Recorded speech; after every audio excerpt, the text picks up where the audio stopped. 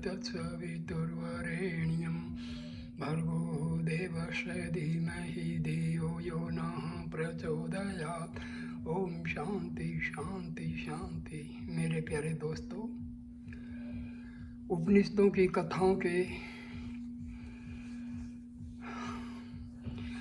श्रृंखला में मैं आपको एक बहुत ही महत्वपूर्ण कथा महाशाल शौनक और महर्षि अंगिरा की सुना रहा हूँ। इसमें महर्षि अंगिरा ने महाशाल शौनक को आत्मविद्या और ब्रह्म ज्ञान का उपदेश दिया था। इस कथा को बड़े लगन और ध्यान से सुनिए। दोस्तों को, घर वालों को, बच्चों को अवश्य सुनाइए। इसमें ब्रह्म विद्या का विस्तृत ज्ञान जो है आपको मिलेगा। पांचाल प्रदेश के त्रिगर्त नामक जनपद में एक सुनक नाम का बहुत विद्वान और कर्मकांडी ब्राह्मण रहता था। उसकी विद्वता और कर्मनिष्ठा के साथ साथ उसकी धन संपत्ति और सामाजिक प्रतिष्ठा भी भरपूर थी। उसके रहने का सुंदर मकान एक राजमहल की तरह धन ध्यान से पूर्ण और कला कारीगरी का अच्छा आदर्श था। उसकी समानता करने वाले भवन पूरे त्रिगर्त जनपद में बहुत कम थे। उसके समीप रहकर विद्या अध्ययन करने वाले शिष्यों की संख्या बहुत बड़ी थी। इतना ही नहीं, अपने उसी सुंदर और शानदार मकान तथा विद्यार्थियों की संख्या अधिक होने के कारण वह शौनक महाशाल के नाम से भी विख्यात था। उसकी भरी पूरी गृहस्थी और शिष्यों की चर्चा प्राय पूरे पांचाल प्रदेश में होती थी। शौनक जितना विद्वान, कर्मनिष्ठ और धनाढ्य था, उतना ही दयालु और परोपकारी भी था। दीन दुखियों की सहायता करने में वह कभी नहीं चूकता था। अतिथि अभ्यागतों के स्वागत के लिए उसका द्वार सदा खुला रहता था। उसने कभी भूलकर भी किसी का जी नहीं दुखाया। जो जिस प्रयोजन को लेकर आता, सबको वह भरपूर संतुष्ट रखने का प्रयत्न करता। यही कारण था कि उसके ऊपर भगवान की असीम कृपा थी। स्त्री, पुत्र, पुत्री, परिजन, पुरजन सब शौनक की आज्ञा करे थे। इस प्रकार उसकी आदर्श गृहस्थी उस समय के लोगों की चर्चा का मुख्य विषय बन गई थी। लोग उठते बैठते, सोते जागते अक्सर यह चर्चा करते सुने जाते कि भाई गृहस्थी हो तो महाशाल शौनक की तरह। उसे कभी किसी वस्तु का खटका नहीं। उसी महाशाल शौनक के पुत्र, ज्येष्ठ पुत्र का नाम शौनक। शौनक अपने ब्रह्मचर्य जीवन में समस्त नियमों का पालन करते हुए समस्त विद्याओं का अध्ययन किया था। उसके सहपाठी उसकी प्रखर बुद्धि और अनुपम परिश्रमशीलता का लोहा मानते थे। आपने छात्र जीवन में न केवल उसने अपने गुरु और गुरु पत्नी की सेवा की थी, वरन अपनी सुहृदयता और सेवा भावना के कारण समस्त आश्रमवासी सहपाठियों का भी स्नेह में बंधुत्व प्राप्त किया था। शांति में ब्रह्मचर्य जीवन की समाप्ति कर शौनक ने जिसमें अपने गुरु के आश्रम से सुख में गृहस्थ जीवन में प्रवेश करने के लिए अंतिम दीक्षा प्राप्त करने का अवसर प्राप्त किया, उसमें उसके सामने दो महान लक्ष्य थे। एक था श्रेय का और एक था प्रेय का। निश्चय ही उस जैसे भाग्यशाली युग के सामने दोनों लक्ष्यों अपनी समानुकूल स्थिति में उपस्थित थे। पिता की लंबी चौड़ी गृहस्थी, प्रचुर सम्मान, लोकोपचार के विस्तृत क्षेत्र के साथ साथ उसका सर्वसंधान संपन्न सुख भोग की उद्दाम लालसा से समन्वित गृहस्थाश्रम धर्म से एक ओर खींच रहा था, पर दूसरी ओर उसकी निश्चल और विशाल हृदय में संसार से विरक्त रहकर आत्म साधना में सदा निरत रहने वाले बड़े बड़े ऋषि मुनियों का आदर्श जीवन बिताने की भी कामना थी। उसने अपने गुरु वर्ग से दीक्षांत समारोह से एक दिन पूर्व पूछा, पूज्य गुरुदेव, मेरे लिए अब क्या आज्ञा है? क्या गृहस्थाश्रम धर्म के बिना ऐहिक जीवन की कोई दूसरी प्रवृत्ति नहीं है? मैं तो चाहता हूँ निःसुख जीवन बिताना, जिसमें सांसारिक बखेड़ों को शांति मिलती है। गुरु ने शौनक की बात ध्यान से सुनी। अभी तक उनके किसी शिष्य ने सांसारिक कामनाओं को इस तरह इनकार नहीं किया था। कुछ देर तक विचार कर गंभीर स्वर में वह बोले, वत्स, गृहस्थाश्रम धर्म के बिना हमारे ऐहिक जीवन की प्रवृत्ति है क्यों नहीं, पर उसमें अशांति की बड़ी संभावना रहती है। गृहस्थ आश्रम द्वारा जीवन धारा को बदलने की पर्याप्त सुविधा रहती है। यह कभी पतन का साधन नहीं बनता। इसके द्वारा सर्वथा उठने की सुविधा रहती है। दूसरी प्रवृत्तियों में उठने की कोई सुविधा नहीं रहती। केवल ज्ञान का आश्रय लेना पड़ता है, जो अंत में फिसलने वाला भी होता है। गृहस्थ आश्रम में भी तुम्हें कोई बंधन नहीं है। उसमें रहकर भी तुम अपनी साधना का व्रत पूरा कर सकते हो। शौनक ने अपने गुरु की आज्ञा सिर पर रखकर धारण कर गृहस्थ आश्रम में प्रविष्ट होने का विचार निश्चय कर लिया और दूसरे दिन समावर्तन संस्कार में दीक्षित होकर गुरु पत्नी और अपने प्रिय साथियों से विदा लेकर अपने पिता की पुर की ओर प्रस्थान कर दिया। गृहस्थाश्रम में प्रवेश कर शौनक ने सभी लौकिक सुखों का वर्षों तक उपयोग किया, पर उसकी साधना में कभी बाधा नहीं पड़ी। धीरे धीरे उसके विरुद्ध पिता माता काल धर्म को प्राप्त हुए। वह भी पिता बना और पिता होने के साथ ही अपने पिता की समस्त लौकिक प्रतिष्ठाओं का भोगता हुआ। यहाँ तक कि लोग उसे भी महंग शौनक के नाम से जानने और सुनने लगे। गुरु का ब्रह्मचारी शौनक महाशाल होकर भी उसी तरह जीवन का तत्व ढूंढने में लगा रहा। उसे कभी लौकिक सुख साधनों में ऐसी आसक्ति नहीं हुई जो उन्हीं को साध्य मान बैठता। प्रतिदिन उसके द्वार पर कोई न कोई अतिथि अभ्यागत उतरते रहते और वह तन मन धन से उनके स्वागत समादर में लगा रहता। एक दिन संध्या में शौनक किसी विचार में डूबा हुआ अपने द्वार पर अकेला बैठा था कि सामने से उसे महर्षि अंगिरा आते हुए दिखाई पड़े। महर्षि अंगिरा अपने समय के सबसे बड़े ब्रह्मज्ञानी और वीतराग महात्मा थे। उनको इस तरह अपने द्वार पर उपस्थित देख शौनक ने अपने भाग्य को सराहा और झट से उनके समीप जाकर दंडवत प्रणाम किया। महर्षि अंगिरा ने आशीर्वाद देते हुए शौनक से पूछा, सौम्य, इस त्रिगृत जनपद में एक शौनक नाम का गृहस्थ ब्राह्मण रहता था, उसका निवास गृह कौन सा है? मैं आज उसी के यहाँ रात बिताना चाहता हूँ। शौनक अंगिरा को बहुत दिनों से जानता पहचानता था। विनीत स्वर में हाथ जोड़कर बोला, भगवान, उन्हीं स्वर्गीय शौनक का मैं पुत्र, यही मेरे सामने मेरा घर दिखाई पड़ रहा है, चलकर कृतार्थ करें। शौनक को स्वर्गीय सुनकर भी अंगिरा को कोई शौक या विस्मय नहीं हुआ। आगे आगे चलते हुए बोले, वत्स, अपने योग्य पिता का पथ कभी न भूलना। काल की गति अबाध है, उसी एक पर दृष्टि रखना जिसे प्राप्त कर लेने पर कुछ प्राप्त करने लायक नहीं रह जाता, और उसी एक तत्व को जानने का सदा प्रयत्न करना जिसे जान लेने पर कुछ दूसरा जानने लायक नहीं रह जाता। तुम्हारा पिता अपनी साधना में बराबर निरत रहता, तुम भी लगे रहना। शौनक को अंगिरा की ब्रह्मनिष्ठा और उपासना की परिपाटी दोनों ज्ञात थी।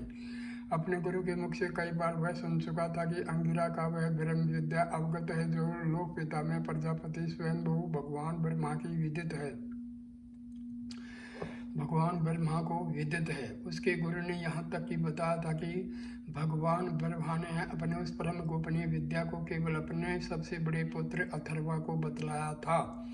अथर्वा ने अपने योग्य शिष्य अंगिरा को उसकी दीक्षा की थी। अंगिरा ने अपने अनुभव शिष्य भारद्वाज गोत्रीय सत्यवा नामक ऋषि को समझा था। उसी सत्यवा नामक ब्रह्मविद्या ऋषि के अनुपम मेधावी और लोकेशना से सर्वदा विरक्त रहने वाले शिष्य अंगिरा थे। अंगिरा को छोड़कर इस संसार में किसी दूसरे को वह श्रेष्ठ विद्या मालूम नहीं थी। इसलिए जब देव योग से भटकते हुए अंगिरा को शौनक ने अपने द्वार पर देखा तो यह समझ गया कि अब मेरी यह चिरकामना पूरी होगी। देव इच्छा से संभवतः इसीलिए वे आज इधर आ पड़े हैं। इस प्रकार के सात्विक भाव के प्रभाव में बहता हुआ शौनक महर्षि अंगिरा के आतिथ्य सत्कार में तन मन से जुट गया। उसने अपने ही हाथों से उनके चरण धोए और संध्या भोजनादि के समारंभ में सहयोग किया। जब तक वह भोजनादि से निवृत्त होकर सुस्थिरचित ही हो नहीं बैठे गए, तब तक वह उनकी जरूरतों में दौड़ता रहा। रात्रि में अंगिरा की आज्ञा ने स्वयं भोजनादि से निवृत्त होकर शौनक उनके समीप उपस्थित हुआ और कुछ इधर उधर की बातें करने के बाद विनय भरे स्वर में हाथ जोड़कर बोला, भगवान मेरा अपराध क्षमा किया जाए। मैं एक याचना करना चाहता हूँ। बहुत दिनों से आपकी तलाश में था, आज सौभाग्य से आप स्वयं पधारे थे। निश्चय ही मेरी यह चिर इच्छा पूरी करने के लिए आपका पदार्पण हुआ है। अंगिरा कुछ देर तक चुप रहने के बाद बोले, भद्र क्या चाहते हो? शौनक ने विनीत स्वर से कहा, महर्षि संध्या समय आपने जिस एक तत्व को जानने की और प्राप्त करने की बात की उसी को मैं जानना चाहता हूँ। यही मेरी विनीत प्रार्थना है। अंगिरा बड़ी देर तक मौन रहे, फिर गंभीर स्वर में बोले, भद्र शौनक, उस एक तत्व का ज्ञान प्राप्त करना सरल काम नहीं है। उसका ज्ञान प्राप्त करने के लिए तुम्हें तैयार होना पड़ेगा, क्योंकि वही एक ऐसा पदार्थ है जिसके जान लेने से सब कुछ जाना जा सकता है। शौनक और गंभीर स्वर में हाथ जोड़कर बोला,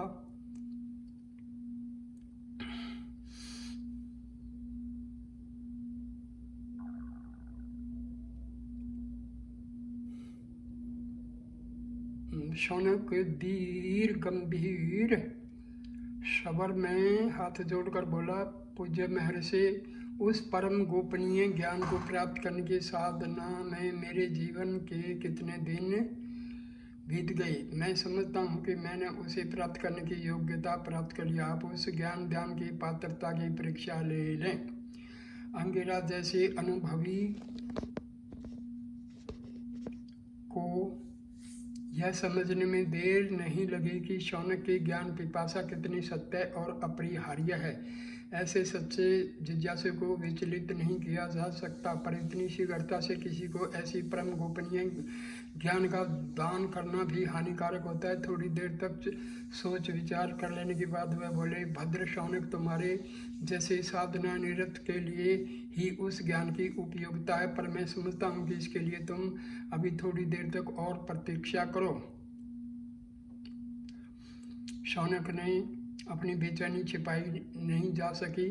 हाथ जोड़कर वह बोला, भगवान, कितने दिन तक अभी मुझे प्रतीक्षा करनी पड़ेगी? उसके लिए किस साधना की आवश्यकता है? कृपया आप अवधि और साधना के प्रकार का स्पष्ट निर्देश कीजिए। मेरे जीवन का एकमात्र ध्येय उसी परम गोपनीयता ज्ञान की प्राप्ति है जिसे जान लेने पर सब कुछ जान लिया जाता है। अंगिरा बोले, वत्स, उसके लिए तुम कम से कम 1 वर्ष का अखंड ब्रह्मचर्य व्रत रखो और आत्म तत्व के निश्चय में लगे रहो। उसके बाद मेरा पता लगाते रहना, वहीं आ जाना। मैं जब देखूंगा कि तुम्हारी साधना पूरी हो चुकी है तब उस ज्ञान का उपदेश तुम्हें करूंगा। शौनक मान गया। रात में वह इसी विचार में उलझा रहा कि आखिरकार इतने दिनों बाद वह अवधि इतने समीप आ ही गई। सवेरा हुआ। महर्षि अंगिरा ब्रह्म मुहूर्त में ही शौनक को सूचित कर अपनी यात्रा पर आगे बढ़ चले। जाते समय शौनक ने विनीत स्वर में अपनी याचना को दोहराया। अंगिरा ने कहा, वत्स, मैं तुम्हें नहीं भूलूंगा।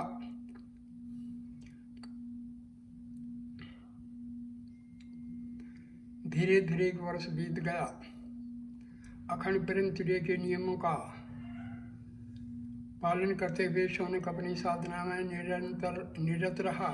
मन समेत इंद्रिय को वश में होकर वह संतोष शांति के समीप पहुंच गया, पर परम तत्व को जानने की इच्छा उसमें उग्र से उग्र होती चली गई, जिसे जानकर संसार में कुछ जानने योग्य पदार्थ नहीं रह जाता। एक निश्चित दिन से गृहस्थी का भार परिवार के ऊपर छोड़कर वह अंगिरा की खोज में घर से बाहर निकला। अनेक वर्ष गृहस्थाश्रम में सुखपूर्वक बिता लेने के बाद भी उसमें वही बाल सुलभ श्रद्धा और निश्चल गुरु भक्ति थी। कंधे पर मृगचरम और हाथ में पलाश की समिधाओं को लेकर वह विनीत वटु वृक्ष में एक तीर्थ से दूसरे तीर्थ में अंगिरा का पता करने लगा। उस समय महर्षि अंगिरा बद्री वन में विराज रहे थे। साधक शौनक उनका पता लगाते हुए यहाँ पहुँच गए। यथाविधि प्रणाम आदि कर उनके समीप ही आ बैठ गए। उसमें अंगिरा कुछ दूसरे मुनियों के साथ किसी शास्त्रीय गुत्थी को सुलझा रहे थे। शास्त्रार्थ से निवृत्त होकर अंगिरा ने शौनक का ऋषियों से परिचय कराया और कुशल मंगल की बातें पूछी। शौनक ने संक्षेप में अपना सारा हाल बतलाया और अपनी 1 वर्ष की अवधि बीत जाने का स्मरण दिलाते हुए कहा, महर्षि, मैं आपके आदेश अनुसार आपकी सेवा में उपस्थित हुआ हूँ। अंगिरा ने बात का प्रसंग बदलते हुए कहा, वत्स शौनक, तुम बहुत दूर से आए हो, चलकर विश्राम करो, मैं भी अब कुछ विश्राम लूँगा। कल प्रातःकाल नित्य क्रिया से निवृत्त होकर हमारी बातें होंगी। अंगिरा का रुख समझकर वह वहाँ बैठे हुए ऋषि वीरेंद्र उठकर अपने अपने आश्रम की ओर चले गए। शौनक एक अंत्यवेशी के साथ अपने भोजनादि के प्रबंध में लग गई। अंगिरा वहीं अपने आसन पर बैठे बैठे बड़ी देर तक सोचते रहे और फिर उठकर अकेले ही आश्रम में इधर उधर घूमने लगे। दूसरे दिन नित्य कर्म से निवृत्त होकर शौनक अंगिरा के समीप गया। उसमें अंगिरा अकेले अपने आसन पर विराजमान थी। शौनक ने यथाविधि प्रणाम कर निवेदन किया, गुरुदेव, अब मेरे लिए क्या आज्ञा है? अंगिरा ने कहा, बस तुम उस परम ज्ञान को जानने के अधिकारी हो गए हो। मैं उस परम गोपनीय विद्या का रहस्य तुम्हें बतला रहा हूँ, ध्यान पूर्वक सुनो। इतना कहकर अंगिरा चुप हो गए और शौनक सावधान मन, निश्चल इंद्रिय और व्यवस्थित मुद्रा में बैठकर उस परम गोपनीय रहस्य को हृदयंगम करने की प्रतीक्षा करने लगा। थोड़ी देर तक चारों ओर सन्नाटा छा रहा। फिर महर्षि अंगिरा चारों ओर एक बार दृष्टि फिरकर एक गंभीर स्वर में बोले, वत्स शौनक, विद्या दो प्रकार की होती है, एक पराविद्या और एक अपराविद्या। जिस विद्या के बल से परमात्मा के स्वरूप के विषय में अथवा उस परम तत्व के संबंध में ज्ञान लाभ होता है तथा ब्रह्म लोक की प्राप्ति होती है और अंत में मोक्ष आदि की प्राप्ति होती है, उसे पराविद्या कहते हैं। और जिस विद्या के द्वारा सांसारिक धन सम्मान अथवा सुख आदि की प्राप्ति के लिए विज्ञान अथवा क्रियाओं का अनुष्ठान किया जाता है और ऐहिक उन्नति की प्राप्ति की जाती है, धर्म पुण्य और बतलाने वाली विद्या अपराविद्या है। शौनक ने विनीत स्वर में निवेदन किया, भगवान इन दोनों विद्याओं को कृपा नाम लेकर अलग अलग बतलाई। मैं तो अभी तक समझता था कि किसी भी विद्या के द्वारा ऐहिक और पारलौकिक सिद्धि मिल सकती है, इसलिए आप इसकी व्याख्या को ग्रहण करने में मुझे कुछ कठिनाई हो रही है। अंगिरा बोले, भद्र, पहले मैं अपराविद्या को अलग से नाम लेकर बतला रहा हूँ, इसके बाद तुम पराविद्या को अपने आप समझ जाओगे। सुनो, ऋग्वेद, यजुर्वेद, सामवेद, अथर्ववेद, इन चारों वेदों में निर्दिष्ट यज्ञ हवन आदि कर्म कांड की रीति बतलाने वाले, कल्प वेदों के अध्ययन और उच्चारण आदि का ढंग बतलाने वाली, पाणिनि आदि व्याकरणों की बनाई गई शिक्षा, शब्द की शुद्धि या स्वरूप निश्चय करने वाले व्याकरण, वेदों के कठिन शब्दों के अर्थ बतलाने वाले, निरुक्त वेदों में संकलित गायत्री, औषणिक, तिष्ठुप आदि छंदों का भेद बतलाने वाला पिंगला व छंद शास्त्र तथा वैदिक एवं लौकिक कर्मों के करने का निश्चय में बतलाने वाला एवं ग्रह नक्षत्रों की गतिविधि तथा स्थिति का परिचय करने वाला ज्योतिष शास्त्र, यह 6 वेदों के अंगभूत शास्त्र तथा धनुर्विद्या, आयुर्वेद आदि उपवेद एवं समस्त इतिहास पुराण आदि उसी अपराविद्या के अंतर्भूत हैं, जिसके द्वारा केवल यही लोक में इस श्रेय की प्राप्ति होती है। यह सभी विद्याक्रम कांड उपासना और लौकिक सुख साधनों के लिए हैं। इसके अतिरिक्त जिस विद्या से हमें ब्रह्म अथवा परम तत्व का ज्ञान होता है वह पराविद्या है। शौनक को संदेह हुआ, वह विनीत स्वर में बोला, भगवान, क्या वेदों और शास्त्रों के विधिवत अध्ययन और परिशीलन करने से भी उस परम तत्व का ज्ञान नहीं होता? अंगिरा बोले, सौम्य, इन वेद शास्त्रों के परिशीलन एवं चिंतन से अविद्या दूर नहीं होती। इनके अध्ययन से सांसारिक विषय का ज्ञान अवश्य होता है, परंतु इस दुख में संसार से जन्म जरा मृत्यु का भय इनसे नहीं छूट सकता। यह सभी शास्त्र लौकिक समुन्नति के साधन है। इस संसार में उत्पन्न होकर 100 में 90 से भी अधिक मनुष्य धन, मान, विभव और ऐश्वर्य आदि की प्राप्ति को ही जीवन का एकमात्र उद्देश्य बना लेते हैं। वह न तो परलोक की कुछ बातें जानते हैं और न जानना चाहते हैं, पर उन सबको यह उक्त अपराविद्या मालूम रहती है। इसलिए मैं कह रहा हूँ कि इसके सहारे उस परम तत्व की प्राप्ति कुछ कठिन होती है, पर सर्वथा असंभव भी नहीं है। किंतु इसके विपरीत पराविद्या की साधना लौकिक विषयों में ग्रस्त नहीं होने देगी। वह निश्चय ही अपने साधक को मुक्ति मार्ग का पथिक बनाती है। ब्रह्म की प्राप्ति उसी से संभव है। हे शौनक, उस परम तत्व का दर्शन केवल परम धैर्यशाली विवेकी पुरुष ही कर सकते हैं। वह अदृश्य है, आँख आदि इंद्रियों द्वारा पकड़ में नहीं आता। उसकी उत्पत्ति का भी कोई कारण नहीं है, न उसका कोई वर्ण है, न कोई रूप। आँख, कान, हाथ, पैर आदि से रहित है। समस्त विश्व उसी के वश में है। वह सर्वव्यापी है। सूक्ष्म से भी सूक्ष्म पदार्थ में उसकी सत्ता रहती है। आकाश आदि 5 महाभूतों का कारण वही है। उस कभी नाश न होने वाले ब्रह्म का ज्ञान उसी पराविद्या से संभव है। अपराविद्या की उपासना में लगे रहने वाले उस सर्वव्यापी सत्ता की अनुभूति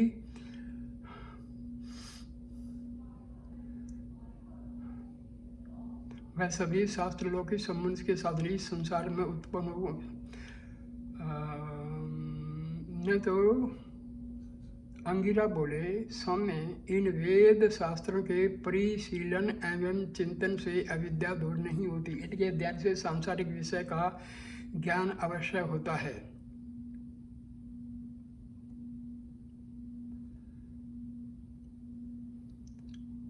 आकाश आदि 5 महाभूतों का कारण यही विद्या है। उस कभी नष्ट नहीं होने वाले ब्रह्म का ज्ञान उसी पराविद्या से संभव है।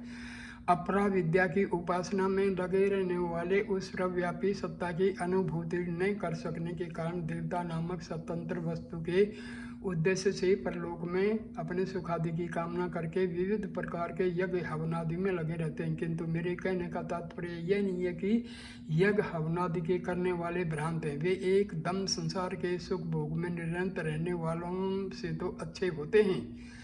सांसारिक विषय भोग के कीट, स्वार्थ, रत, काम, क्रोध आदि के दासों से इनका जीवन अधिक सुख शांति में होता है, क्योंकि इन्हीं सत्य क्रियाओं को करते करते इनका चित्त अति का अधिक शुद्ध होता जाता है और कुछ काल के अनंतर में इनका ब्रह्म की सत्ता की अनुभूति होना संभव हो जाता है।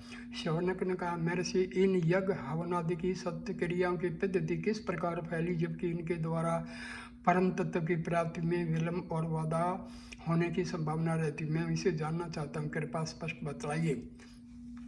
अंगिरा बोले, सौनक, इन यज्ञ हवनादि के अनुष्ठानों की पद्धति वशिष्ठ आदि ऋषियों के हृदय में ज्ञान दीप के योग से ही प्रकाशित हुई थी। इनका उद्भव लोकेशना में निरत रहने वालों के लिए उद्धार की कामना से ही हुआ है। जैसे कि मैं अभी कह चुका हूँ कि इन यज्ञ हवनादि के द्वारा ब्रह्म की प्राप्ति में कठिनाई पड़ती है, क्योंकि यह सब कामना मूलक कर्म है। परलोक में सुख आदि की कामना से ही अधिकांश लोग इसमें प्रवृत्त होते हैं। अनुष्ठान पद्धति के मंत्र निरर्थक नहीं है। जिन लोगों का चित्त सुख भोग की लालसा के प्रभाव को पराजित नहीं कर सका, जिनकी बुद्धि में यज्ञान अनुष्ठान द्वारा सर्व प्राप्ति करना ही परम पुरुषार्थ है, जिनका चित्त अंत तक भी निर्गुण निष्क्रिय ब्रह्म वस्तु की धारणा के योग्य नहीं हुआ है, उन्हीं लोगों के लाभार्थ उन्हीं की चित्त शुद्धि के अभिप्राय से अनेक प्रकार के बच्चों की अनुष्ठान पद्धति प्रचलित हुई है।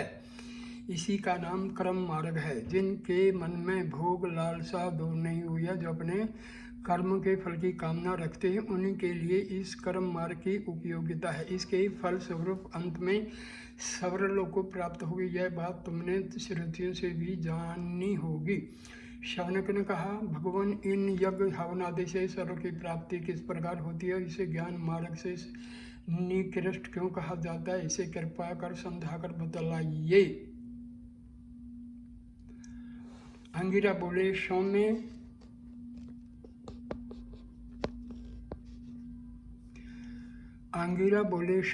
काली कराली मन के वेग के समान से गर जाने वाली मनोज व अतिशय लोहित बाल वर्ण की सुलोहिता धूमाविल होने के कारण, सुधूम्र वर्ण चिंगारियों से युक्त होने के कारण, सफुल्लंगिनी सब प्रकार के रूप वाली होने के कारण, विश्व रूपी दिव्य अर्थात प्रदीप्त उज्ज्वल प्रकाशमयी देवी अग्नि की यह 7 जिह्वाएं या अर्चियाँ वेदों में वर्णित हैं। इन सब जिह्वों से यज्ञ की आहुतियों के जलने से मृत्यु के अनंतर यजमान इन्हीं अग्नि जिह्वाओं का सहारा लेकर चंद्र की किरणों का अवलंबन लेकर यथा योग्य स्वर्ग लोक पितृलोक को प्रयाण करता है।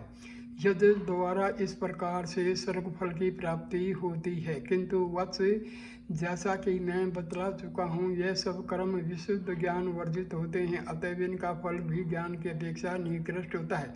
ऐसे कर्मों के आचरण से संसार बंधन सदा के लिए नहीं छूटता, क्योंकि कर्मों के फल का अक्षय होते ही जीव को फिर मृत्यु लोक में आना पड़ता है। इस प्रकार बार बार जन्म, जरा और मृत्यु के जाल में फंसकर कष्ट उठाना पड़ता है। इसलिए यह सब यज्ञ हवनादि अदृढ़ अथवा विनश्वर कहे जाते हैं। एक अंधा जैसे दूसरे अंधे की लाठी पकड़कर पथ प्रदर्शन करने चलता है और फिर दोनों ही किसी अंधेरे अनजान गड्ढे या कुएं में गिरकर दुख उठाते हैं, उसी तरह इन यज्ञों के कराने वाले अज्ञान समुद्र में स्वयं डूबते उतराते यजमान को भी ले डूबते। इस प्रकार जो व्यक्ति केवल इसी लोक में कुआं, तालाब, बावला आदि का निर्माण कराकर विषय सुख समृद्धि की कामना करते हैं और इससे बढ़कर संसार में कोई भी श्रेय मार्ग नहीं समझते, वह भी उसी तरह के मूढ़ अज्ञानी होते हैं। यह सोनक, ये दोनों प्रकार के अज्ञानी विविध प्रकार की योनियों से घूमते हुए पराधीनता का घोर दुख उठाते हैं। ज्ञान से वर्जिता कर्मानुष्ठान का यही दुखदायी फल होता है। ऐसे कर्म अनुष्ठान से निरत हो व्यक्तियों का नाम केवल कर्मी है। किंतु इनमें कुछ ऐसे व्यक्ति होते हैं जो केवल कर्मी नहीं, उनका चित्त कर्मकांडियों की अपेक्षा अधिक शुद्ध होता है। चित्त के अधिक शुद्ध होने के कारण ब्रह्म विज्ञान की ओर उनकी रुचि होने लगती है। आगे चलकर स्वतंत्र रूप से देवोपासना करना ही जब उनका उद्देश्य नहीं रह जाता, तब उनके चित्त में कर्म से ब्रह्म ज्योति प्रकाशित होने लगते हैं। ऐसे लोग ज्ञान विशिष्ट कर्मी कहे जाते हैं। ब्रह्म सत्ता के बिना किसी की भी स्वतंत्रता सत्ता नहीं है। देवताओं की सत्ता भी ब्रह्म सत्ता के ऊपर ही अवलंबित है। यह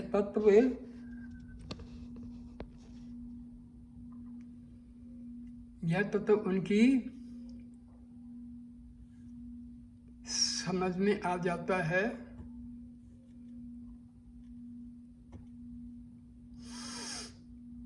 किंतु उस स्थिति में पूर्ण ब्रह्म के स्वातंत्र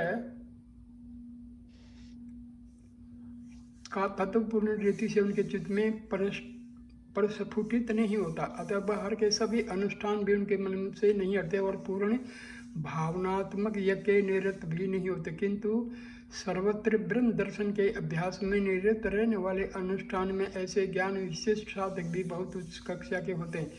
शरीर छूटने पर ये उत्तरायण में सूर्य किरणों के आश्रय से ब्रह्म लोक को पहुंच जाते हैं। वहाँ ज्ञान की परिपूर्णता के कारण भूलकर भी कभी ब्रह्म से भिन्न किसी प्रकार का अनुभव नहीं करते और इससे शाश्वत मुक्ति को प्राप्त करते हैं।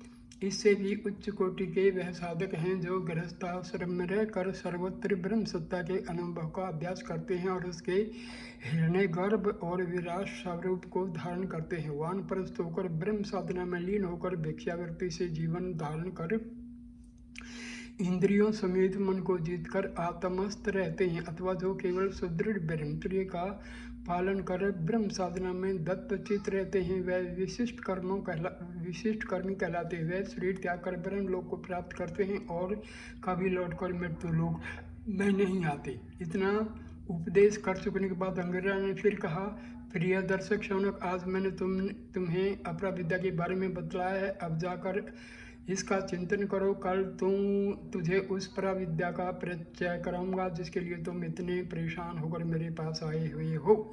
शौनक ने अंगिरा के चरण रज को लेकर अपने मस्तक और आंखों में लगा लिया और हाथ जोड़कर गद स्वर में कहा, महर्षि, मुझे आपके इस उपदेशामृत से परम शांति, सुख और संतोष की प्राप्ति हो रही है। अब तो निश्चय ही मेरा जीवन सार्थक हो गया। दूसरे दिन ठीक उसी समय नित्य कर्म से निवृत्त होकर शौनक जब अंगिरा के पास पहुंचा, तब फिर आत्मचिंतन में समाधिस्थ होकर विराजमान थे।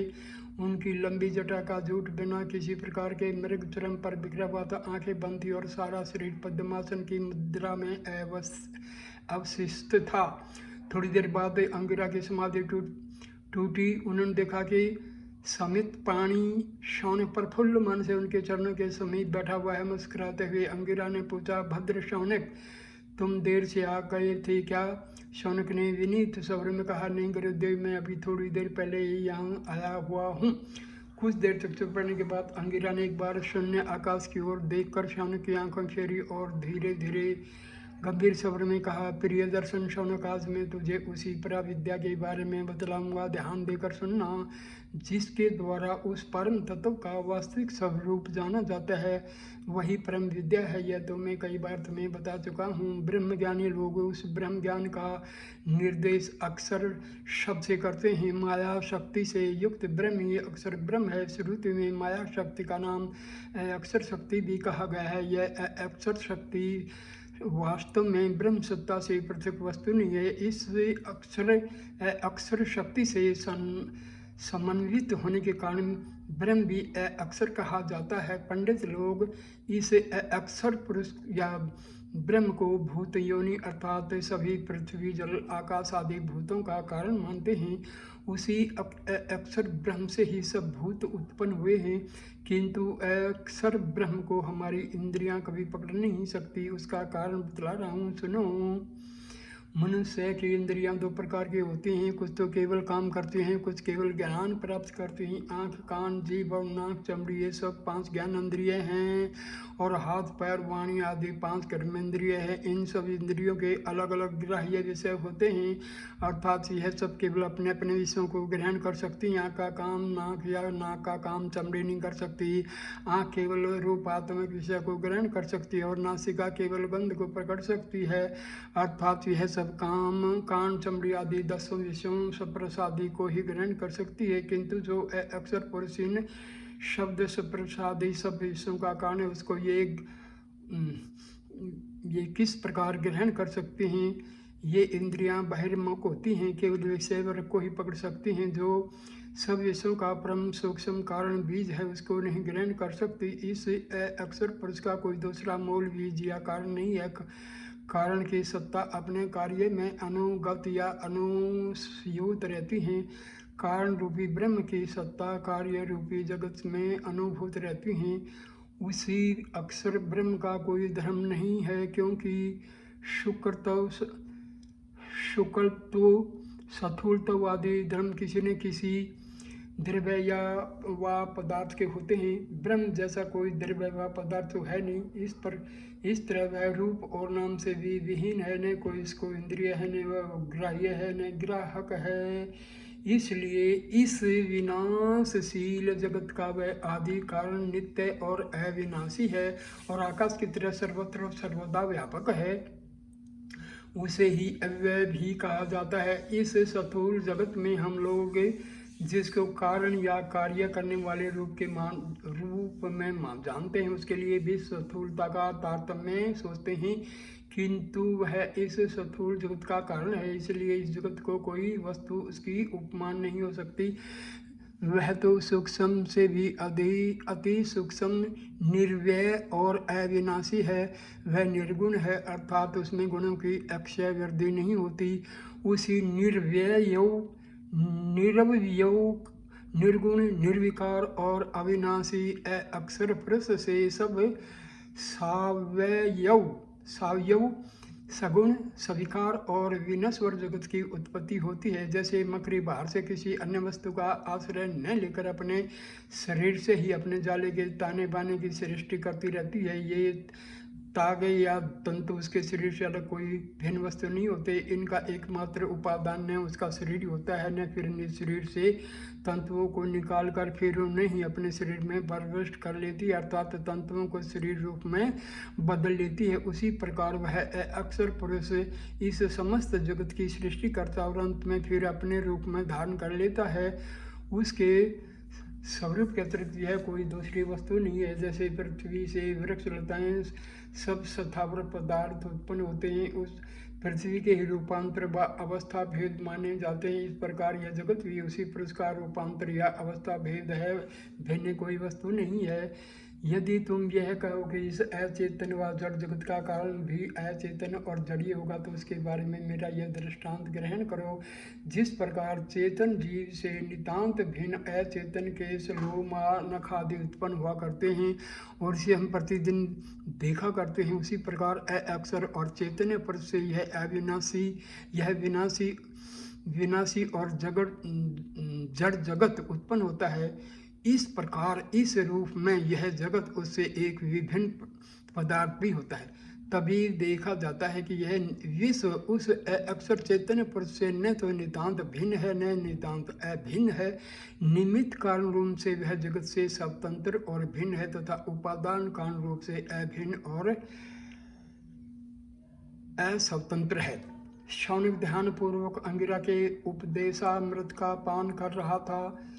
जड़ जगत के कारण अक्षर ब्रह्म की इस परिभाषा को सुनकर उसे फिर शंका हुई। वह विनीत स्वर में हाथ जोड़कर बोला, भगवान उस अक्षर पुरुष से किस प्रकार प्रणाली या रीति से यह विश्व अभिव्यक्त है, मुझे कृपा कर यह भी बतलाइए।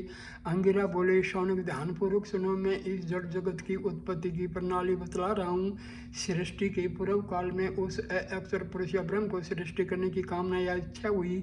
जिस प्रकार अंकुर फूटने के समय बीज कुछ मोटा व पुष्ट हो जाता है, उसी प्रकार नित्य ज्ञान स्वरूप ब्रह्म चैतन्य भी उसी सृष्टि करने की कामना से कुछ उपचित या परिपुष्ट हो उठता है। उसको यह ज्ञान होता है कि मैं बहुत रूप में प्रकट हूँ। इस प्रकार उसकी चेतना द्वारा विश्व की उत्पत्ति प्रारंभ हो जाती है। उस अव्यक्त शक्ति की पहली सूक्ष्म अभिव्यक्ति का नाम हिरण्यगर्भ है। सृष्टि कामना से यह हिरण्यगर्भ या स्पंदन स्थूल आकार धारण करता है।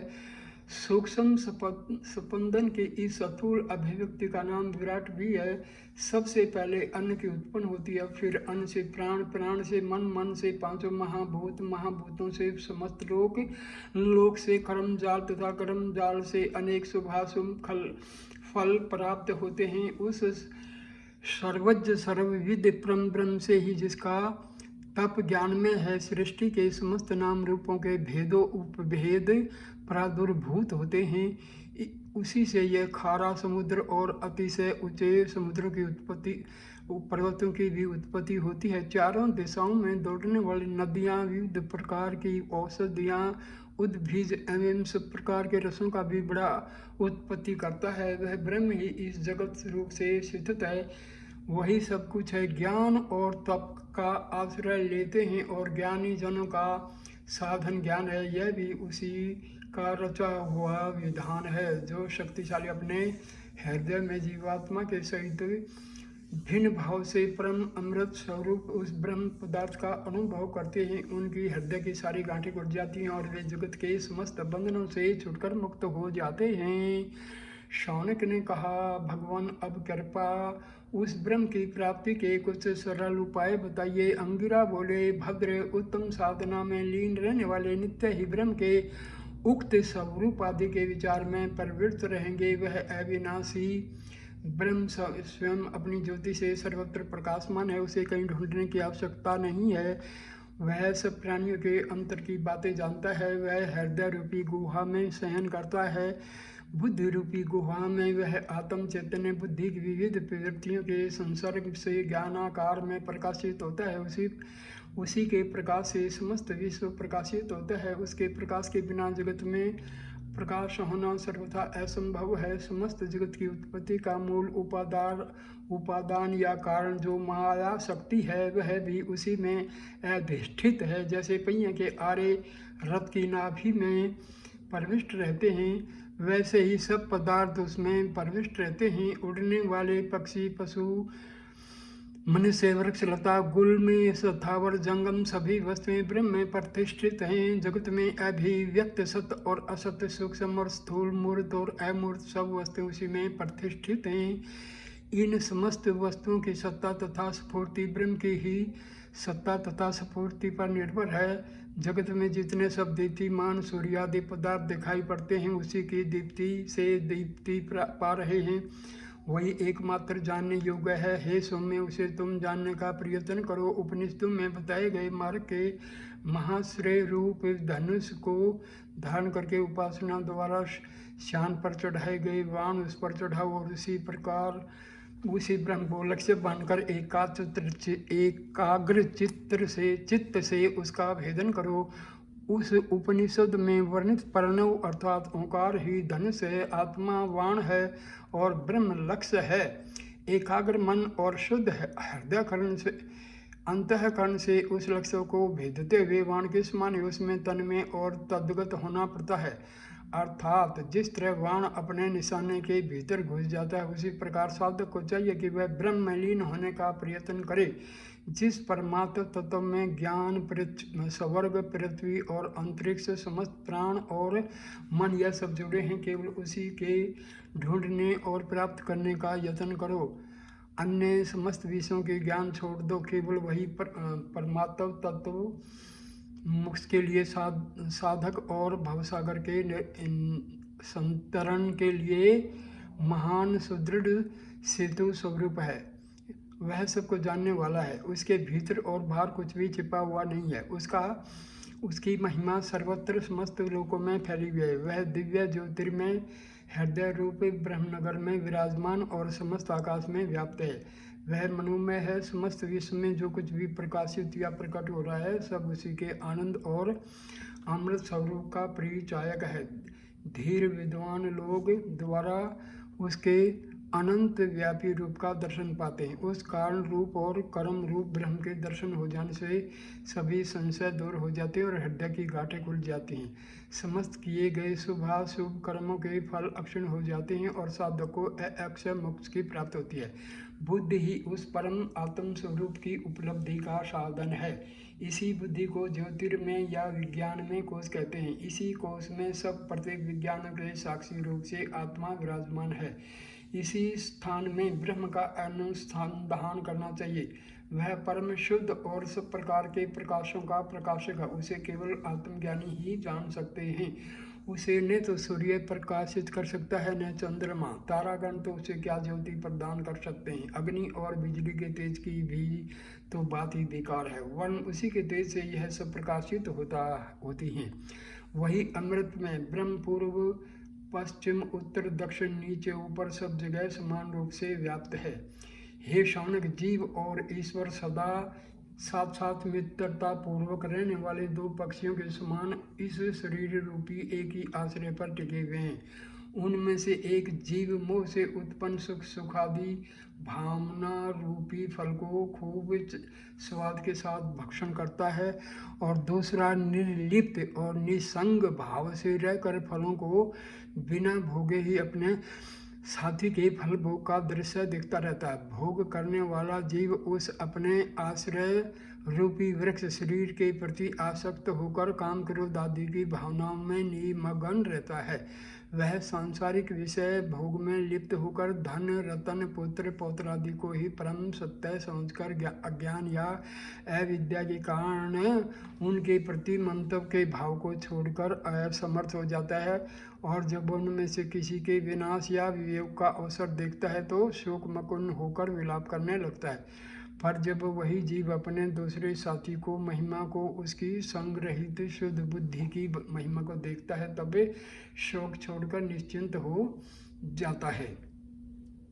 वत्स शौनक, अब तुम मुझे ब्रह्म प्राप्ति के कुछ अन्य सरल उपायों को हम बतला रहे। वत्स शौनक, अब तुझे ब्रह्म प्राप्ति के सहायक कुछ अन्य सरल उपायों को हम बतला रहे हैं, जिससे पर्याप्त सहायता मिलती है। सुनो, उसे पाने के लिए वचन, भावना और आचरण से भी मिथ्या का परित्याग करना चाहिए। सर्वत्र सत्य पर ही दृष्टि रहनी चाहिए। मनसा वाचा कर्मणा सत्यपरायण होना चाहिए। यही ब्रह्म विद्या की प्राप्ति में सहायक होते हैं। वेद में इसी की महिमा गाई गई है। सत्य ही की सदा जीत होती है, मिथ्या की कभी नहीं। सत्याचरण से ही मनुष्य के लिए देव मार्ग, अमर प्राप्ति का पथ खुला रहता है। उसी देव मार्ग के द्वारा पूर्ण काम ऋषि लोग, जिनकी समस्त तृष्णा शांति हो जाती है, जिनकी समस्त कामनाएं सत्य विलीन हो जाती हैं, सत्य रूप ब्रह्म के परम धाम को प्राप्त करते हैं। तपस्या द्वारा भी उसे प्राप्त कर सकते हैं। इंद्रियां समेत अंतःकरण की एकाग्रता का नाम ही सच्ची तपस्या है। चित्त और इंद्रियों की चंचलता के कारण विषयों से आसक्ति नहीं छूटती और आसक्ति के रहते हुए कभी ब्रह्म की ओर ध्यान नहीं जाता। अतः सत्यनिष्ठ होने के बाद इंद्रियों बाद इंद्रियों समेत मन को उसमें करने का यत्न करना चाहिए। इसके बाद सम्यक ज्ञान की उपासना करनी चाहिए। सर्वत्र आत्म दर्शन का अभ्यास ही सम्यक ज्ञान है। इस आत्म दर्शन का फल यह होता है कि थोड़े ही दिनों में उस परम आत्मा से अतिरिक्त अन्य किसी पदार्थ का भान नहीं होता। पदार्थों की स्वतंत्रता का ज्ञान धीरे धीरे दूर हो जाता है। उस स्थिति में जहाँ कहीं देखो वहीं एक परम आत्म सत्ता दिखाई देती है। ब्रह्मचर्य पालन भी ब्रह्म साधना का एक सरल उपाय है। ब्रह्मचर्य की रक्षा से वीर्य की वृद्धि होती है और ब्रह्मचर्य के द्वारा इंद्रियों समेत चित्त को वश में किया जा सकता है। इन उपर्युक्त साधनों की सहायता से चित्त का मल दूर हो जाता है और परिश्रमी साधक कर्म से दे के मध्य बुद्धि गुहा से विराजमान होकर ज्योति स्वरूप प्रकाश में ब्रह्म का दर्शन कर कृतार्थ हो जाता है। चित्त में विषय कामना के बदले आत्म कामना की भी प्रतिष्ठा करनी चाहिए। वह भी ब्रह्मोपासना का एक परम साधन है। जब चित्त में सत्वगुण बढ़ता है तब निर्मल चित्त में ब्रह्म से भिन्न किसी भी विषय की कामना नहीं उठती। उस स्थिति में वह सर्वत्र सर्वथा और सर्वदा ब्रह्म की कामना में ही ध्यान लगाए रहता है। यह आत्म लाभ, जैसा कि पहले कह चुका हूँ, शास्त्रों के अध्ययन आदि से नहीं प्राप्त होता। बड़ी प्रखर बुद्धि या सब शास्त्रों के अर्थ को धारण करने वाली शक्ति द्वारा भी आत्म लाभ नहीं हो सकता। बड़े बड़े शास्त्रों से भी यह बात नहीं बन सकती। बहिर्मुख लोग तो सहस्रों बार ब्रह्म चर्चा सुनकर भी उसको नहीं जान पाते। अतः इन सब बातों को भी भली भांति समझ बूझ कर साधक को अंतर्मुख होना चाहिए। उसी स्थिति में वह आत्मा और परमात्मा के अभेद को सहजी में समझ सकेगा। बात यह है कि अविद्या वासना आदि के द्वारा आत्मा का यथार्थ स्वरूप आच्छादित हो जाता है। उसी अविद्या वासना को दूर कर दो, फिर तो सर्वत्र आत्मा ही आत्मा दिखाई पड़ेगी। तुम निरंतर आत्म प्राप्ति के लिए प्रार्थना करते रहो, क्योंकि प्रार्थना भी ब्रह्म उपासना में एक प्रधान सहायक उपाय है। इस प्रकार की आत्मनिष्ठा की सामर्थ्य जिनमें नहीं है उन्हें कभी आत्मा का दर्शन नहीं हो सकता। जिनका चित्त अपने वश में नहीं है, पुत्र पशु आदि गृहस्थी के झंझटों में उलझा रहता है, ऐसे लोगों को भी आत्मा का दर्शन नहीं हो सकता। जिस पुरुष का चित्त सब प्रकार के विकारों से रहित होकर निर्मल और निष्कलंक हो गया है, वह जिस विषय का भी कामना करता है वह सब पूर्ण हो जाते। इसलिए मनुष्य को आत्मज्ञान का लाभ करना चाहिए। जिस व्यक्ति में आत्मबल नहीं है वह कुछ नहीं भी सिद्ध कर सकता है, वह कुछ भी नहीं भी सिद्ध कर सकता है। मद अथवा ज्ञान ही तपस्या द्वारा इस आत्मा की प्राप्ति ही नहीं होगी। शौनक बीच में ही बोल पड़ा। तपस्या की शक्ति पर उसे पूरा विश्वास था। वह हाथ जोड़कर बोला, महर्षि, क्या सच्ची तपस्या द्वारा उस आत्मा का प्राप्ति नहीं हो सकती? तपस्या का प्रभाव तो निष्फल नहीं जाना चाहिए। अंगिरा ने कहा, वत्स शौनक, मैंने ज्ञानहीन तपस्या के लिए नहीं कहा है कि उससे आत्म प्राप्ति नहीं हो सकती, परंतु जो ज्ञानी पुरुष आत्मबल, अप्रमाद तथा ज्ञान युक्त तपस्या द्वारा साधना में निरत है, आत्मचिंतन में लगे हुए, वह ब्रह्म धाम में प्रवेश करके आत्मा के दिव्य स्वरूप का दर्शन एक न एक दिन अवश्य प्राप्त करेंगे। उनकी तपस्या कभी निष्फल होने वाली नहीं होगी। वे साधना में निरत तपस्वी गण ब्रह्म स्वरूप का दर्शन पाकर सभी लालसाओं से रहित होकर परम शांति को प्राप्त करते हैं। वेदांत द्वारा प्राप्त किए ज्ञान के निश्चित तत्व से परिचित और संन्यास द्वारा विशुद्ध चित्त होकर परम अमरता की प्राप्ति करते हैं। वे तपस्वी शरीर को त्यागने के बाद ब्रह्मलोक में जाकर शाश्वत मुक्ति को प्राप्त करते हैं। शौनक ने विनीत स्वर में कहा, महर्षि, मुक्ति से यही तात्पर्य है न कि संसार में जन्म लेने से सदा के लिए छुटकारा पा जाना और कुछ नहीं। अंगिरे ने कहा, शौनक, मुक्ति का अर्थ है छूटना। अविद्या अर्थात वासना आदि ही इस संसार की बंधन रज्जु हैं। इस से मोचन अथवा छूटने का नाम मुक्ति है। इस अविद्या से मोचन अर्थात छूटने का नाम मुक्ति है।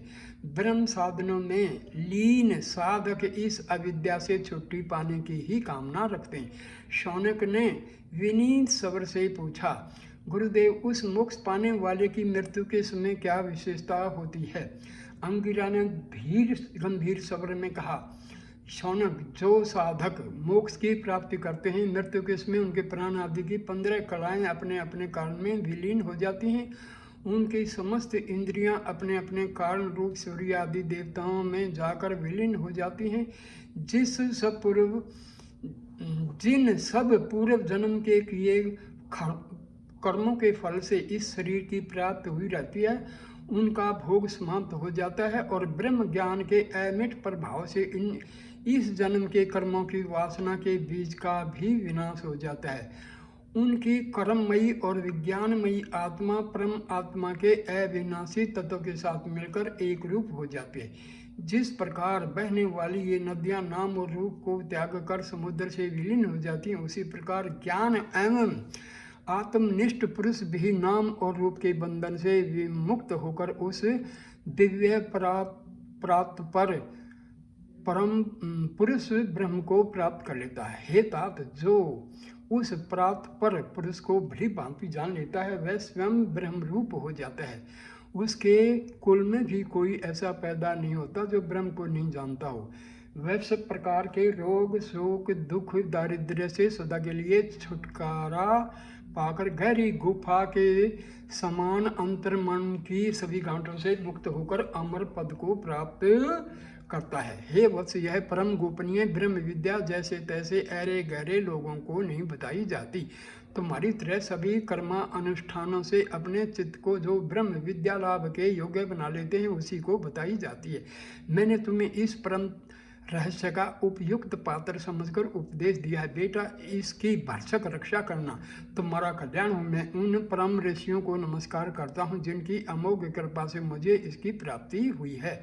शौनक हृदय विवल होकर अंगिरा के पैरों पर अंजलि बांधकर गिर पड़ा। हृदय के आनंद की अधिकता से उसका गला बंद गया, रुंध गया। बड़े बड़े नेत्रों में जल के कारण कण छलक आए। मुखमंडल लाल हो गया और रोमावली खड़ी हो गई।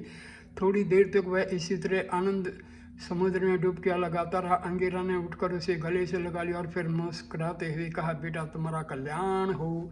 दूसरे दिन प्रातःकाल अंगिरा से विदा लेकर शौनक भक्ति समेत अपने घर की ओर चल पड़ा। ब्रह्म ज्ञान के शुभ्र प्रकाश से उसका अंतःस्था आलोकित हो गया था। वन्य प्रकृति की सुखदायिनी छटा देखते हुए कब त्रिगत पहुंच गया। इसका ज्ञान उसे तब प्राप्त हुआ जब लोग आकर उसे प्रणाम करने लगे, कुशल अक्षेम प्रसन्न करने लगे और उसके भवन की दीवारें दिखाई पड़ गई। तो दोस्तों, ये वीडियो यहीं पर हम समाप्त करते हैं। ये वीडियो आप बार बार देखिए।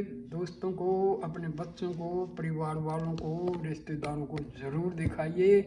इसमें ब्रह्म विद्या का बड़ा अच्छी तरह से समझाया गया है। तो शुक्रिया मेरे दोस्तों, थैंक यू, नमस्कार नमस्कार मेरे प्यारे दोस्तों, नमस्ते। Please like the video, share the video, comment and please subscribe my channel. Thanks a lot. नमस्कार मेरे प्यारे दोस्तों।